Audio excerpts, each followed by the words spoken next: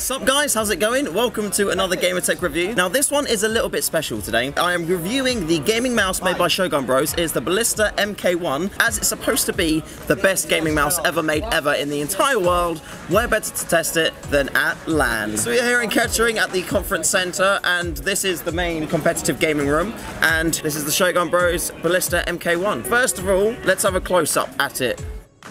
So having our little close-up of the mouse, you can see there are lots of lights and there's lots of buttons and there's lots of extra lighty up things. So it does look very pretty, it does look very complicated, but let's start doing it with a nice, easy, quick look. First of all, we've got our thumb buttons here. So this is your standard forward and back on your internet browser. Then you've got your little slidey thing here, which adjusts your sensitivity. And then this lighting here lets you know what mode you're on. So if you've got 1, 2, 3, or 4, so that's all quite handy to see there. This little mode here, this allows you to see if your X and Y sensitivities, and all those pretty lights will change when I do this. Oh, look at the pretty lights. Then we have our middle scroll wheel here, which is again LED lit, along with the mode button up here, which you can press to change what mode that you're on as well. So that one changes the sensitivity, and that one changes the mode. It does come with 5 modes already assigned to it. Then you've got an extra 2 keys on the side here. You've got your alpha and you've got your beta, so you can assign those to do whatever things that you would like.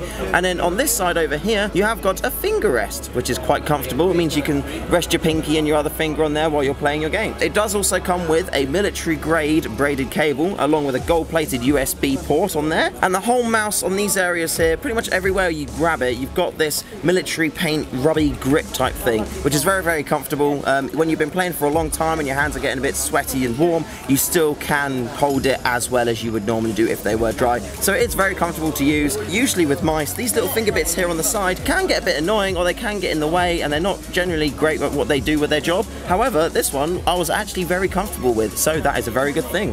Now the mouse is ergonomically designed, so when you put your hand on it, it does feel like it's supposed to go into your hand, and it is really comfortable, which is good. And also when I started to use it, I found it quite an interesting mouse to use. It is a bit of a larger mouse, I'd say, but because of the way that it's designed, your hand just kind of claws over it naturally and quite nicely. One of the other interesting things about this mouse, which you'll see if you look on the bottom, is the position of the laser. Usually the laser is right in the middle of the mouse, like around here. However, on this mouse, you've got it up in this top corner.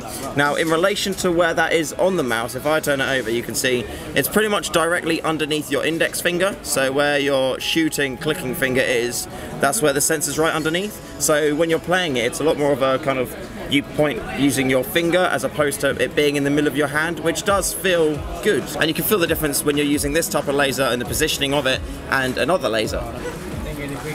Hello, random person! Would you like to come over here and try out the mouse quickly? Well, yes. It feels very nice. Yeah? Yeah. Do you like the buttons and lights? It's very colourful and very buttony. Yes, it is. I like it.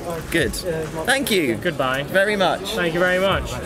Back to my busy day. I've been really enjoying this mouse. The on-the-fly sensitivity is really easy to use. I did have a few concerns at the start when I started to use the mouse, is that button there I thought was going to be a bit awkward and the mouse was going to like touch it a bit. These buttons here I was a bit confused of, and when I did originally start using the mouse, this button here, the back button, didn't seem to be in a great location because of the thumb being X long. Can you see it? There we go. For the thumb being a bit long. So the pressing forward is fine.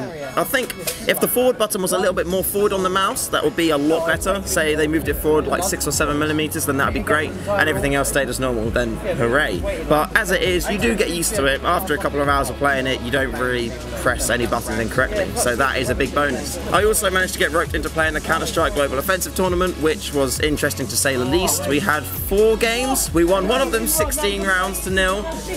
We lost 3 of them 16 rounds to 0. So it was a bit of a mixed bag results-wise. Didn't play that great, but then again, I don't play Counter-Strike. But it was interesting, and it was a nice way to test the mouse. It's very comfortable very quickly, and there's so much stuff you can do on the software with it, and just look how many buttons there are. There's loads. And that's my review of the mouse. It's very good, so if you are looking for a new mouse, then definitely check it out, and yeah, try and get your hands on one. Thank you very much for watching. Please do like, rate, comment, subscribe. If you know anyone looking for a mouse, share this video with them. Stay fresh, guys.